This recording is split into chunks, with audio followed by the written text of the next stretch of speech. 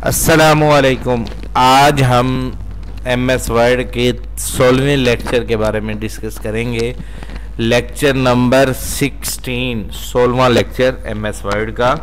आज हम इसमें टेक्स्ट को इंक्रीज इंडेंट और डिक्रीज इंडेंट के बारे में सीखेंगे।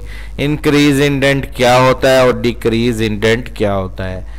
कुछ टेक्स्ट वगैरह ऐसे होते हैं जिनको हमने थोड़ा सा दाएं जानब आगे करना हो या बाएं जानब वापस पीछे करना हो, थोड़ी सी हरकत देनी हो, जैसे कि एप्लीकेशन लिख रहे होते हैं I beg to say that, इस वाली पहली लाइन को थोड़ा सा आगे करना हो। टू के बाद द प्रिंसिपल लिखने के लिए द प्रिंसिपल की लाइन को थोड़ा सा आगे करना हो, तो ऐसे इन पॉइंट्स को थोड़ा सा आगे पीछे करने के लिए हम इंक्रीज इंडेंट और डिक्रीज इंडेंट की मदद से करते हैं। तो हम आ जाते हैं अपनी MS वर्ड की फाइल पर।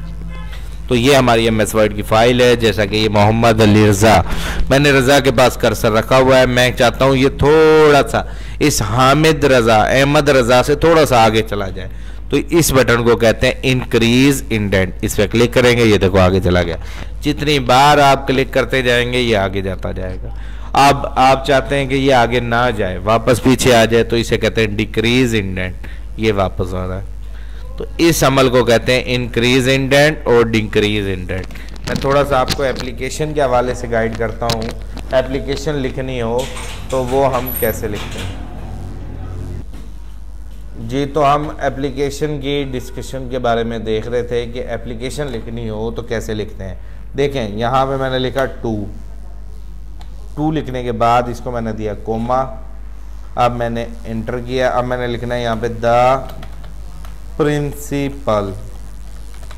अब ये मैंने द प्रिंसिपल की इस लाइन को थोड़ा सा आगे करना है, तो इंक्रीज इंडेंट से आगे करूँगा। तो इस अमल को कहते हैं टेक्स्ट को थोड़ा सा आगे करना हो इंक्रीज इंडेंट, और पीछे टेक्स्ट को करना हो डिक्रीज इंडेंट। उम्मीद करता हूँ आज का ये टॉपिक आपको समझ आ गया। अल्लाह हाफिज़।